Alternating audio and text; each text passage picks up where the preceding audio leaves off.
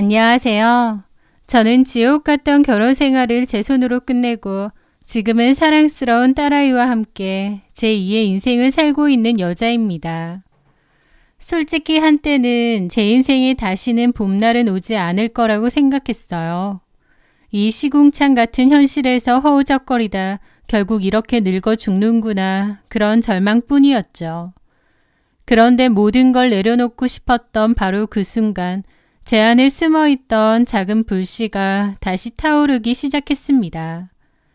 제가 어떻게 그 오랜 인내의 끝에서 모든 것을 되돌려주고 제 삶의 주인이 되었는지 그 통쾌한 이야기를 들려드리겠습니다. 제 어린 시절은 상처투성이었습니다. 아버지는 매일 술에 취해 엄마와 저를 때렸고 집안은 단 하루도 조용할 날이 없었죠. 저는 그 지긋지긋한 집에서 벗어날 수만 있다면 뭐든 할 수 있다고 생각했습니다. 그 아버지가 먼저 돌아가셨고 몇 년 뒤 어머니까지 돌아가셨어요. 그러면서 저는 혼자가 되었죠. 외롭고 너무 힘들었을 때 지금의 전 남편을 만났습니다. 그는 폭력적인 아버지와는 정반대의 사람이었어요. 늘 제 이야기를 들어주고 상처받은 제 마음을 따뜻하게 감싸주었거든요. 저는 다정함에 목마른 사람처럼 그 남자에게 걷잡을 수 없이 빠져들었습니다. 그리고 이 남자라면 내가 원하던 따뜻한 가정을 만들어줄 수 있을 거라 착각했던 것 같아요. 그 믿음 하나로 어린 나이에 결혼했습니다. 처음에는 드디어 나도 평범하고 행복한 가정을 꾸릴 수 있겠구나 희망에 부풀었죠. 하지만 제가 도망쳐 나온 저희 집이 작은 지옥이었다면 제가 스스로 걸어 들어간 곳은 더 크고 교묘한 지옥이었습니다. 결혼과 동시에 남편은 가면을 벗었습니다.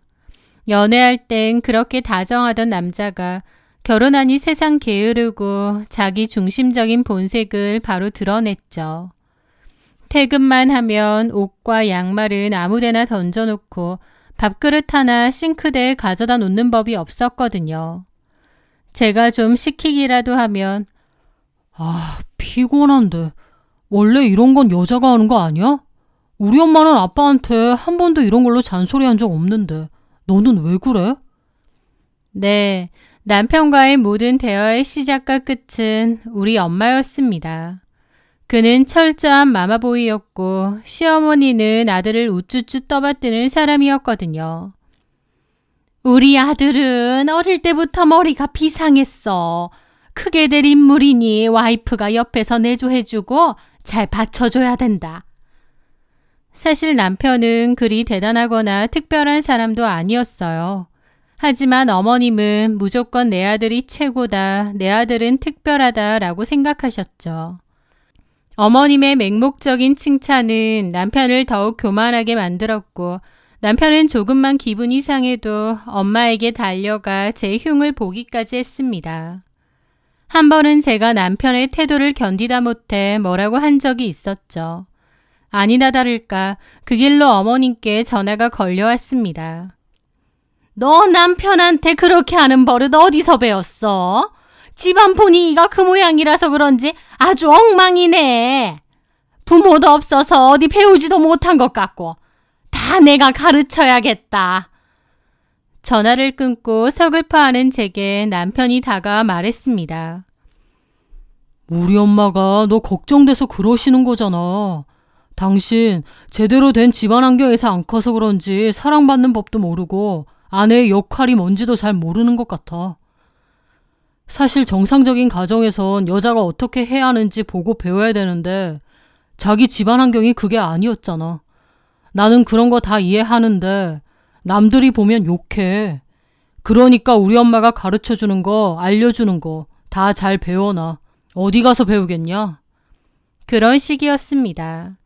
그들은 제 불행한 과거를 무기 삼아 저를 부족하고 결핍 있는 사람으로 만들었고 자신들의 행동을 가르침으로 포장했어요.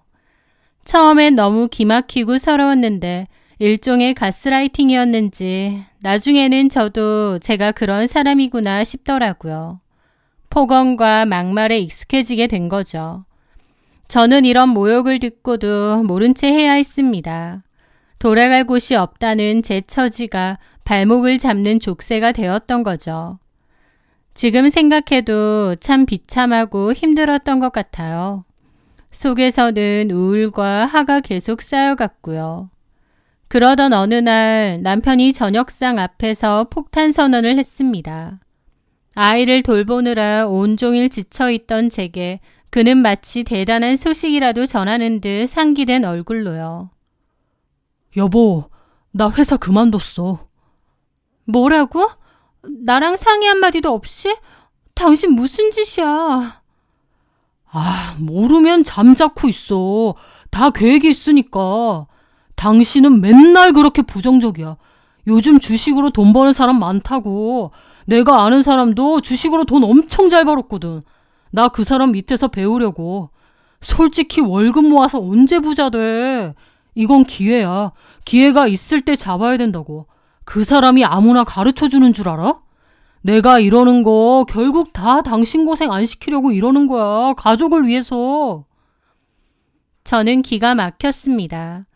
그의 말은 가족을 위한 것처럼 했지만 실상은 그냥 회사 다니기 싫어서 저지른 책임감 없는 짓이었죠. 남편은 두고 봐, 금방 강남에 아파트 사줄게 라며 큰 소리를 쳤지만 전혀요. 저에게 그 시기는 지옥 그 자체였습니다.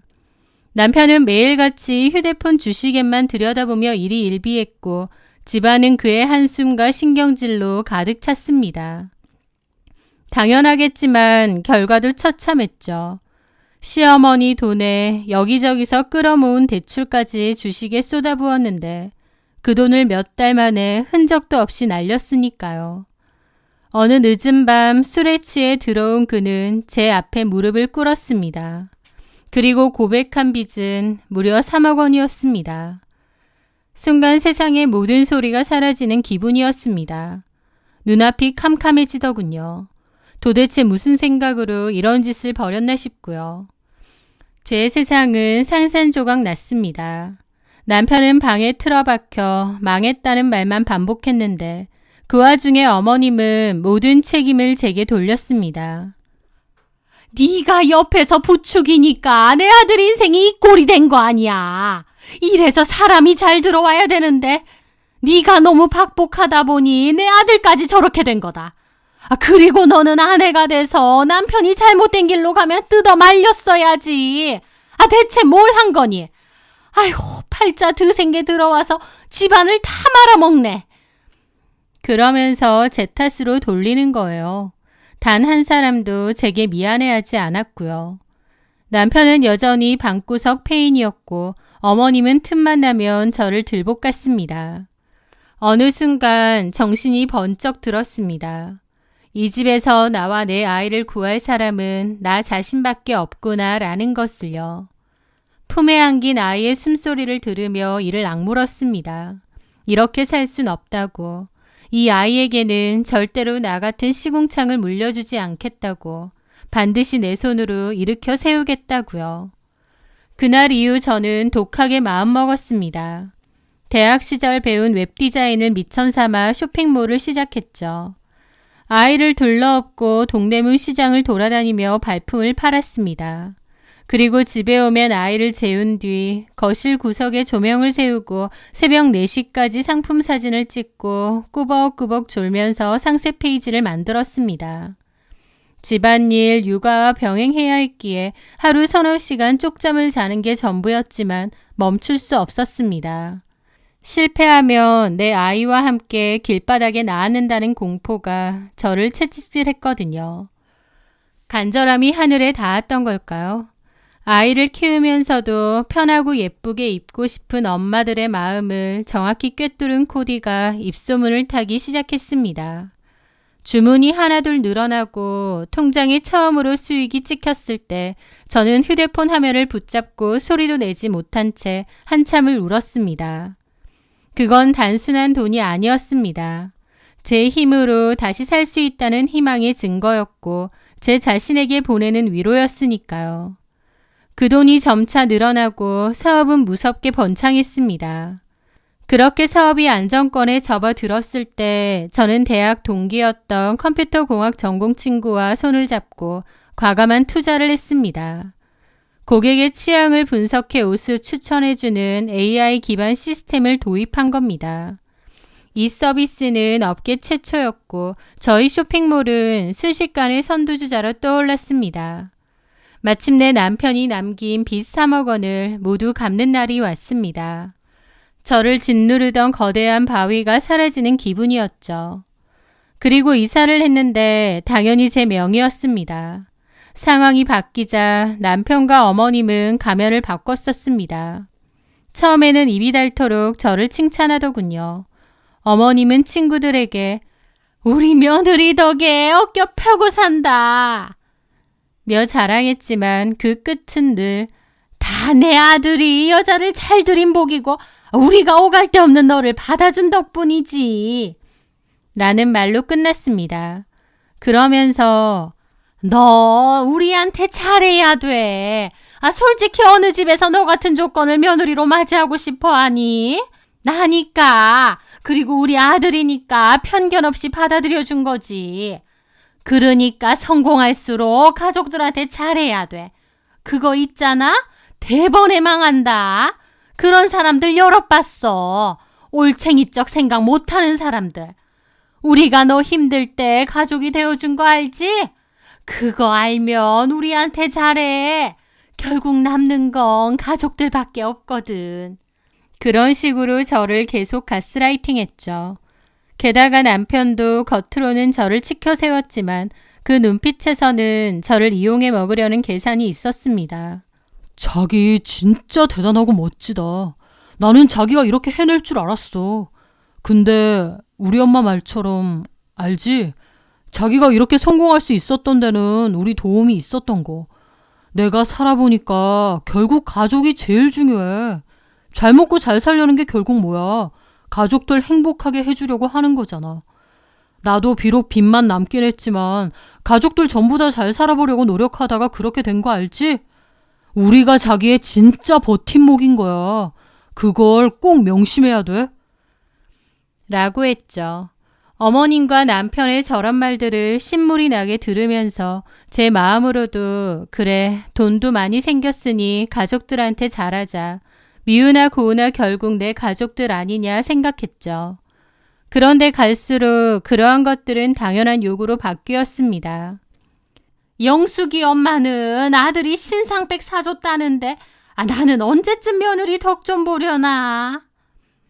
나도 사장 남편인데 이 정도 시계는 차줘야 체면이 살지 않겠어? 그러면서 노골적으로 저에게 요구하는 것이 늘어났고 심지어 어머님 사는 집 전세금까지 제가 해주었습니다. 고마운 게 아니라 당연한 건 줄 알더라고요. 그 후에도 남편에게는 가장의 체면을 세워줄 고급차를 사주었고 어머님에게는 명품관 VIP가 될 수 있는 카드를 쥐어주었습니다. 하지만 그들의 욕심은 끝이 없었습니다. 용돈은 매달 정해진 날짜에 입금해야 하는 월급이 되었고 금액이 조금이라도 줄면 사업이 어렵냐며 비아냥거렸습니다. 저는 잠자는 시간을 쪼개가며 필사적으로 일했지만 제가 번 돈은 그들의 사치를 위한 땔감이 될 뿐이었습니다. 그 집에서 저는 더 이상 아내이자 며느리가 아니었습니다. 말 잘 듣고 돈 잘 버는 현금 인출기일 뿐이었죠. 저는 그들에게 가족이 아니라 그들의 허영심을 채워줄 수단일 뿐이라는 생각이 갈수록 들었습니다. 그 오랜 기간 저를 덮고 있던 가스라이팅에서 조금씩 벗어나고 있었던 거죠. 그러다 마지막 인내심이 무너지는 순간이 찾아왔습니다. 결혼 생활 10년, 명절의 시작은 언제나 시댁이었습니다. 남편은 그게 당연한 순서라고 했고 저는 군소리 없이 따랐죠. 그래서 돌아가신 엄마 산소는 늘 뒷전이었습니다. 장모님은 돌아가셨잖아. 산 사람은 챙겨야지. 그래 맞다. 죽은 사람보다 살아있는 시부모부터 챙기는 게 도리 아니냐? 예전에는 싸우기 싫어 넘어갔지만 어느 순간 더 이상 참고 싶지 않아지더라고요. 그래서 설날을 앞두고 남편에게 통보했습니다. 이번 설엔 우리 엄마 산소부터 갈 거야. 당신이랑 애도 같이 가. 뭐라고? 우리 엄마 알면 난리나. 이제 순서는 내가 정해. 싫으면 당신 혼자 시댁 가. 난 알아서 갈 테니까. 제 단호한 태도에 남편은 입을 다물었습니다. 설날 아침 저는 딸의 손을 잡고 엄마의 묘로 향했습니다. 정성껏 음식을 올리며 절을 드리자 오래된 죄책감이 조금은 씻겨 내려가는 듯 했습니다. 하지만 시댁에 도착하자마자 어머님이 고래고래 소리를 질렀습니다. 너 지금 뭐 하자는 거야? 시어미 말은 개똥으로 들어? 간이 배 밖으로 나왔어? 왜 거기 먼저 가? 당연히 시댁 먼저 와야지. 어머님, 10년이면 저도 할 만큼 했습니다. 이게 그렇게 잘못인가요? 뭐? 너 돈 좀 번다고 눈에 뵈는 게 없구나. 네, 맞아요. 제가 여태까지 너무 바보같이 살았던 것 같아요. 제 말이 끝나자 시어머니는 눈이 뒤집혀 제게 달려들며 손을 치켜들었습니다. 그 순간 제 안에서 무언가가 끊어졌습니다. 저는 시어머니의 손목을 낚아채며 차갑게 말했습니다. 그만하세요. 저도 더는 안 참습니다. 저는 시어머니의 팔을 밀었고 바닥으로 나가 떨어진 시어머니를 남편이 부축했습니다. 무슨 짓이냐고 소리를 지르면서요. 저는 그들을 보며 코웃음을 치며 선언했죠. 똑바로 들으세요. 돈 버는 사람은 나고 내 돈 쓰고 싶으면 내 말 들으세요. 그게 싫으면 이혼이고요. 남편과 어머님은 입이 뜨악해지더군요. 당신 미쳤어? 이혼이라니! 미친 거 아니고 이제야 제정신이야. 생각해보니 참 어이없네. 내가 왜 죽어라 벌어서 어머님하고 당신 사치 부리는 거 메꿔줘야 해? 내가 어리석었던 거지. 너무 늦게 깨달은 거야. 나 더 이상 그런 짓 안 해. 결정해. 앞으로 내가 모든 의사결정할 거고 내 얘기 듣고 잠자코 지내면 이혼까진 안 해. 근데 그게 아니라면 바로 이혼이야. 저는 남편을 노려보며 말했습니다. 제가 아주 미쳤나 보다. 와, 진짜 돈 좀 번다고 사람을 이런 식으로 무시해? 더럽고 치사해서 정말.